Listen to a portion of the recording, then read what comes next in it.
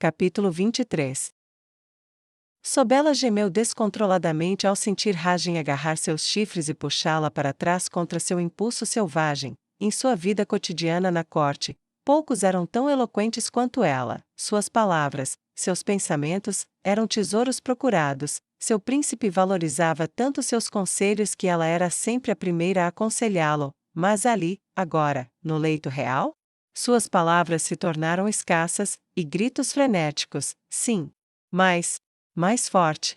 Um mero punhado de palavras tornou-se toda a erudição verbal enquanto o pensamento superior queimava nas chamas do desejo. Nenhum discurso de sua língua afiada, nenhuma promessa melosa, as únicas palavras de que realmente precisavam eram ditas nas línguas de seus corpos enquanto suas carnes se uniam nos quadris.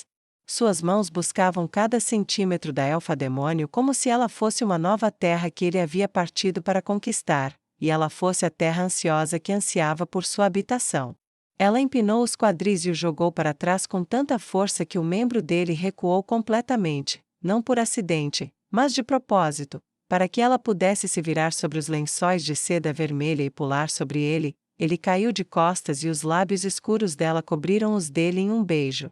Suas línguas duelaram e a mão dele buscou o seio farto dela enquanto ela o montava e novamente absorvia seu membro real em seu corpo.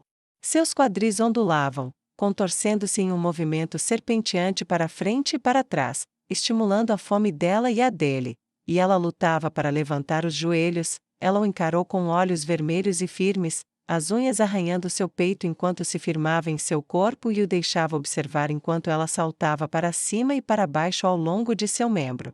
Ainda não, meu príncipe. Ela gemeu enquanto seus olhos começavam a revirarem. Ele gemeu e cerrou os dentes. Ainda não. Ela ofegou enquanto se continha.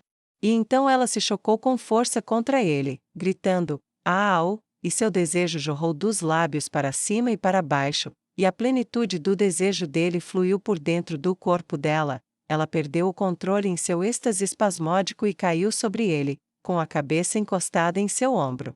Ela inclinou a cabeça e deixou que os lábios dele a reivindicassem novamente. "Você é incrível, Sobela", disse Rajen, respirando fundo, exausto. "E você é o mesmo, meu príncipe, mas se ao menos a condessa pudesse ter se juntado a nós." Ela sorriu, seus lábios pintados de rubi deixaram escapar uma risada profunda e gutural, e suas mãos percorreram sobre ele enquanto eles jaziam juntos após a felicidade. "Eu sei, infelizmente acredito que o marido dela ficou." Ele revirou os olhos, um pouco ciumento. "Então precisamos ser mais discretos. Juro que, se ele está tão preocupado, um velho como aquele não deveria se casar com uma esposa tão jovem." Rajen resmungou um pouco. Sobela mexeu um pouco os quadris. "Eu senti uma excitação quando mencionei a condessa?" Ela piscou e se mexeu novamente. Eu senti uma excitação quando mencionei a condessa." Ela riu no ouvido dele quando sentiu se mover dentro dela novamente. "Você está tentando me deixar com ciúmes?" Ela riu baixinho. "Eu também já tive a condessa, sabia? E apesar de toda a generosidade acima, eu a supero nisso." Sobela provocou e deslizou o corpo por seu comprimento, e engoliu seu príncipe em sua boca, afastando os lábios apenas para sussurrar. "Ela não vem equipada com chifres para segurá-la. Agora, me pegue pelos chifres, príncipe de Pazem, e me mostre como você gosta." Ele tinha acabado de fazer exatamente isso, segurando os chifres que circundavam a lateral da cabeça dela com seus dedos calejados pela batalha, quando a porta de seus aposentos se abriu. "Meu príncipe, você queria ser informado quando ela partisse?" Rajen gemeu, e não de prazer. "Negócios, Sobela, me desculpe." Sobela riu e afastou os lábios para se levantar, estendendo a mão para ajudá-lo a se levantar. "Eu sei que sim, porque você sabe exatamente o que está perdendo." Era uma piada obscena que provocou risos nela, em seu príncipe e no servo que entrou na sala. Um jovem, filho de um dos membros da corte, estava claramente cumprindo sua pena como pajem, a julgar por seu equipamento simples. "Sim, eu fiz isso." Ele pegou a camisa e a vestiu, enquanto Sobela relutantemente fez o mesmo.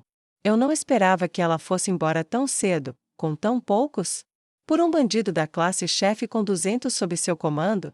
Admito que achei que era arrogância", disse ele enquanto calçava os sapatos. "As duas escravas foram com ela?" perguntou, impaciente. Não, meu príncipe, parece que elas foram deixadas para trás no hotel. Sabemos que agora estão usando coleiras de bronze, então devem ter um trabalho importante para entregar, ou simplesmente não querem problemas. O menino Paige respondeu e coçou o cabelo cor de areia. Chame o conselho, Sobela retrucou, faça com que elas nos encontrem e garanta que estejam sendo vigiadas toda vez que saírem do hotel. Suspeito, meu coração? Perguntou o príncipe Rajin, curioso. Ela tocou o peito dele e balançou a cabeça levemente enquanto deslizava os dedos sobre o peito firme. Não, só cautelosa. Eu reconheço dedicação e devoção quando as vejo, e eu vi isso nela. E não contarei com nenhuma dedicação ou devoção que não seja direcionada ao príncipe Rajin da casa Mazin, ou à cidade de Pazin. Espero que esta mulher não seja uma ameaça, mas se for, quero saber antes que ela revele esse fato. Rajin impulsivamente cobriu os lábios dela com outro beijo. Eu não poderia ter pedido uma companhia mais sábia do que a sua. Ele sussurrou enquanto quebrava o impulso. Ela sorriu sedutoramente e baixou suas pálpebras pesadas. Você tem razão, minha querida. Agora, vamos nos vestir, e rápido. Quem gasta tanto dinheiro e age tão rápido não está fazendo isso à toa. Talvez devêssemos considerar segui-la. Mas, ela fez uma pausa para ajudar o príncipe a vestir as calças. Não ficaria bem se fossem pegos, disse Rajin enquanto abotoava sua camisa de seda azul vivo. Na melhor das hipóteses, ela decide que não confiamos nela e vai embora. E já esbanjou muito dinheiro, já consigo ver. Pazin trata hóspedes ricos com desconfiança hostil quando prestam um bom serviço? Venha para Gordini, nós te trataremos bem, ou, é assim que Pazin é. Nós te receberemos e suas moedas em Vazinka. Não, saberemos o suficiente apenas pelo sucesso ou fracasso dela. Se ela tiver sucesso, talvez não seja uma má ideia considerar deixá-la comprar um título de nobreza menor. Perdemos alguns para a comestra, e agora suas propriedades estão vazias. Derrubar um contrabandista da classe chefe já é motivo suficiente. Com moedas suficientes para igualar, pelo menos. Levaremos isso ao conselho. Eu gosto dela, ela tem fogo nos olhos. Sobela lambeu os lábios com fome. Bem, veremos. Por enquanto, vamos rastrear os escravos dela e ver o que eles estão aprontando, disse ele, decidido, enquanto Sobela terminava de vestir seu vestido vermelho vibrante que esvoaçava até os tornozelos. Concordo, mas enquanto isso, quando estivermos no conselho. Ela olhou para a porta para ter certeza de que o garoto Paige realmente tinha ido embora. Você acha que poderíamos encontrar alguma tarefa que tire o velhote da cidade por um tempo, para que possamos fazer companhia à esposa dele novamente? Assim que sua senhora desapareceu completamente de vista, Priscelis tocou no ombro de Kaiji. Ela se foi, precisamos começar a trabalhar. Kaiji se virou bem a tempo de ouvir o estômago de Priscelis roncar de raiva para ela. Priscelis corou um pouco, e Kaiji deu um tapinha em sua bochecha. Você precisa comer, por que não começo com o que posso aqui, e você come alguma coisa?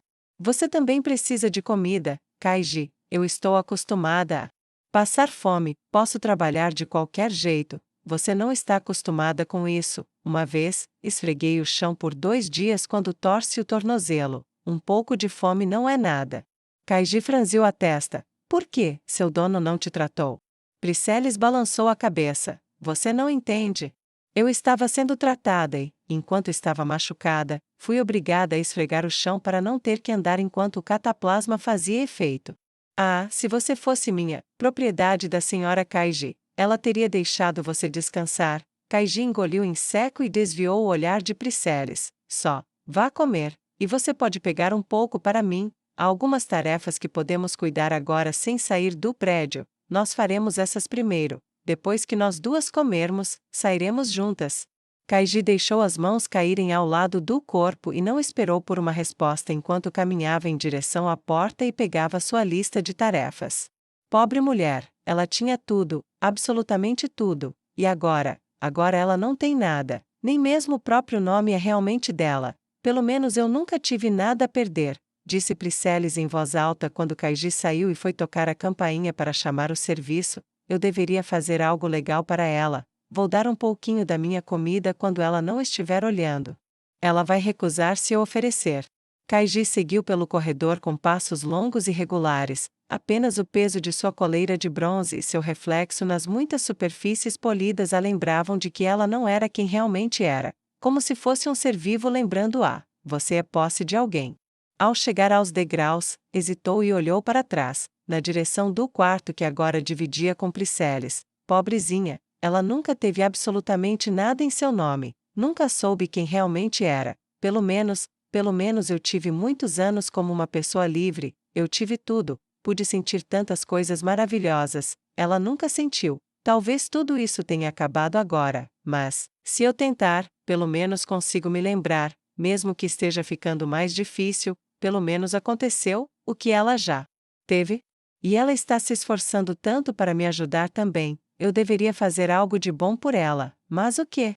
Ela se perguntou em voz alta enquanto descia os degraus, e então se deu conta: não temos mais nada, mas, vamos buscar comida, posso dar um pouco da minha quando ela não estiver olhando. Não posso oferecer, ela vai recusar, mas, se eu colocar um pouco no prato ou na tigela dela quando ela não estiver olhando, ela ainda vai poder aproveitar. Pronto, Kaiji, essa é uma boa ideia. Ela sorriu alegremente durante todo o caminho até a recepção, onde começou a explicar o que precisaria. Entendo, o balconista disse snob enquanto olhava para Kaiji. Sim, senhor, minha senhora, Capitã Ivanor, exige que banheiras sejam providenciadas em nossos quartos para que possamos tomar banho. Ela não quer que fiquemos imundas quando a representamos para os outros, e não temos permissão para entrar nos banhos a menos que estejamos, em uso. Ela olhou para baixo enquanto falava com ele, e podia sentir seus olhos fixos nela. Entendo, e sua senhora providenciou moedas para esse propósito, ou não? Perguntou o homem magro e bigodudo, com o olhar semicerrado. Essa escrava está louca, esperando que lhe tragam tinas de lavar roupa? Claro que sim, senhor. A senhora Ivanor deixou moedas para tudo o que precisaríamos enquanto ela estivesse fora. Kaiji engoliu em seco. Ele não acredita em mim. Meu Deus, o que eu vou fazer? Eu não esperava por isso. Que quarto, escrava? Ele perguntou, irritado. Assim que Kaiji mencionou o número do quarto, ele percorreu a lista e, enquanto Kaiji se mexia nervosamente em um pé, seus olhos se arregalaram ainda mais, deixando para trás o olhar desconfiado e estreito. Sim. Claro que lhe forneceremos o que precisar. Ele então se inclinou com urgência e sussurrou: não conte a ninguém que eu lhe causei algum problema. Por favor, comecei hoje mesmo. Não sabia que tínhamos alguém com um padrão de serviço tão alto. Kaiji abaixou a cabeça, vendo o medo dele tão parecido com o dela. O medo de decepcionar os poderosos e perder algo bom? Não, senhor, não vou. Seu rosto se encheu de alívio. O que mais você precisa? Ele insistiu, com os olhos quase saltando das órbitas. Minha senhora quer comprar terras em Comestran, mas faz tão pouco tempo desde o outono que precisamos saber se alguma já foi destinada à venda pública ou não. E se for, onde pode ser comprada? Kaiji leu o item da lista com o mesmo profissionalismo que usava com seu falecido príncipe. Certo, esta não é uma escrava comum, ela era profissional demais, refinada demais, e ela claramente lê excepcionalmente bem. É melhor adicionar uma nota ao registro sobre como lidar com ela. Ele pensou consigo mesmo e coçou o queixo enquanto pensava. Sim, bem, podemos descobrir quando as vendas começarão, provavelmente em breve, mas se você quiser saber quais são os lotes e onde estão, precisará ir ao cartório. O que mais? Ele respondeu e insistiu por mais. Ele provou ser uma mina de ouro de informações, e em menos de uma hora Kaiji estava retornando ao quarto de sua dona com uma sensação de grande alívio, sabendo o que precisava ser feito, sabendo, ordenando ou, pelo menos, sabendo para onde ir. De volta ao quarto, Priscilles estava sentada com duas bandejas de comida, um ensopado de café da manhã simples e grosso com um biscoito duro e 2 copos grandes de água. Ela parecia extremamente feliz, com um sorriso radiante que iluminava seu rosto e seus olhos castanhos dançando. Kaiji se aproximou e sentou-se à sua frente, notando que a tigela de Priscilles era um pouco mais baixa que a sua. Coitada, será que a vida nunca a enganará? Ela poderia ter pegado qualquer uma das tigelas, mas escolheu me dar a maior. Pensou ela com o coração profundamente comovido. É bom sentar à mesa novamente, disse Kaiji, depois desviou o olhar, envergonhada. Desculpe, eu me esqueci. Priscelis balançou a cabeça. Não, está tudo bem, você não quis dizer nada com isso, ela respondeu, e por um tempo elas conversaram um pouco, até que Kaiji olhou pela janela. O que é isso? Ela perguntou, incerta. Priscelis se virou. O quê? Ela perguntou, enquanto estava distraída. Kaiji pegou 2 porções de comida da tigela dela e colocou na de Priscelis. Não, nada, deve ter sido só um pássaro, provavelmente uma espécie que não tínhamos em Comestra. Kaiji respondeu e levou a tigela aos lábios para beber a última gota, e então lambeu descaradamente o interior até ficar limpo. Priscelis olhou para sua tigela, ficou confusa por um momento, então deu de ombros e terminou o que havia sobrado, fazendo exatamente como Kaiji fez, depois que elas terminaram seus biscoitos e esvaziaram seus copos de água. Então, ao trabalho, disse Kaiji enquanto pegava as tigelas e bandejas e as empilhava. Ela as colocou do lado de fora da porta enquanto Priscelis a seguia para fora, em direção à entrada do hotel. Para onde devemos ir primeiro? Kaiji perguntou enquanto pegava a lista. Priscelis provou ser uma excelente guia para a cidade. Pode ter passado alguns anos desde que tive um dono aqui, mas, bem, Pazen não muda muita coisa, facilita. Ela sorriu orgulhosamente, e Kaiji achou o passeio totalmente agradável, ou pelo menos era, pelo menos quando não estavam em contato direto com os guardiões, já que as duas conseguiam conversar um pouco, e seus colares de bronze mantinham até mesmo os lojistas livres relativamente educados. No entanto, elas ainda tinham que esperar que os lojistas livres fossem atendidos primeiro. Para Priscelis, isso era rotina. Mas, para Kaiji, cada vez que um lojista ou balconista olhava para ela, via sua gola, depois olhava para alguém sem gola e a ignorava, isso doía. Ela sentia isso todas as vezes, apesar da cortesia, do olhar de cima para baixo e da deferência necessária enquanto mantinha o olhar submisso. Ela sentia como um golpe físico e se mantinha animada apenas porque Priscelis parecia não apenas aceitar a situação com naturalidade, mas também aproveitava o resto do tempo, seja esperando ou entre as paradas, para falar de coisas mais felizes. Várias horas depois, elas estavam voltando para o hotel, e Kaiji perdeu todo o equilíbrio assim que elas entraram, indo até uma parede, pressionando as costas contra ela e deslizando para o chão. Priscelis entrou atrás dela, bastante satisfeita. Você está com fome? Ela diminuiu a pergunta ao ver a postura curvada de Kaiji. Ela abaixou a mão de onde estava estendendo a corda para pedir serviço e se aproximou para se agachar na frente da elfa-demônio que agora era seu companheiro. O que foi? Ela perguntou, e estendeu a mão para levantar o queixo de Kaiji. Nada, tudo, era só ser olhada daquele jeito, ignorada, era bizarro. Era desconfortável. Toda vez que viam minha coleira, seus rostos mudavam. Como você consegue? Kaiji enxugou a testa e estremeceu. Priscelis deu de ombros. É só isso, não conheço outra maneira de ser vista além dessa, mas tudo bem, só lembre-se, você está usando bronze, eles não vão gritar com você, nem te maltratar, nem te machucar, nem sequer te tocar. Quando você usa couro ou ferro, precisa temer a disciplina. Eu sei.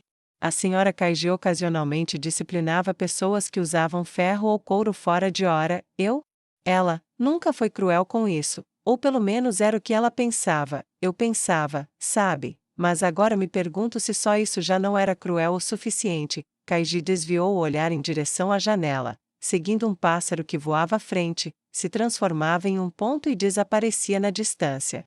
Se a senhora Kaiji ainda estivesse viva, eu a odiaria e temeria. Acho que você também teria, disse Kaiji, apoiando o queixo nos joelhos. Priscelis colocou as mãos nos joelhos de Kaiji. Não sei, não consigo imaginar aquela senhora dizendo coisas terríveis, me jogando para os guardas dela como recompensa e me fazendo suportar a dor no dia seguinte. Não consigo imaginá-la me batendo só porque teve um dia ruim. Acho que se eu tivesse a senhora Kaiji como dona, mesmo quando ela me assustou, eu teria confiado nela. Acho que eu teria sido sincera, quando beijei sua mão estendida e a agradeci. Quando você vive assim por tempo suficiente, vê o melhor e o pior em cada um. Como eles podem fazer qualquer coisa, quem eles realmente são é revelado pelo que fazem com você, que não pode fazer nada. Acho que a senhora Kaiji tentou ser dura, mas justa. tanto quanto qualquer pessoa com poder neste mundo. Kaiji conseguiu entreabrir os lábios. Você dá crédito demais à Lady Kaiji, o olhar que me irritou, ela me lançou 1000 vezes por dia. Não vai arder por muito tempo, é como tirar um curativo grudado na pele. Puxe com força e lembre-se, Lady Kaiji está morta, a memória dela só pode te machucar enquanto você deixar. Priceles disse e colocou a mão direita no rosto de Kaiji, deixando-a se inclinar sobre ela por um momento. E agora, comida? Perguntou Priceles. Boa ideia, Kaiji respondeu e começou a se levantar. 1 hora depois, quando a comida chegou, Priceles não percebeu quando, ao ser entregue, Kaiji colocou um pouco de sua tigela na outra, nem Kaiji percebeu quando Priceles fez a mesma coisa com um pouco da sua.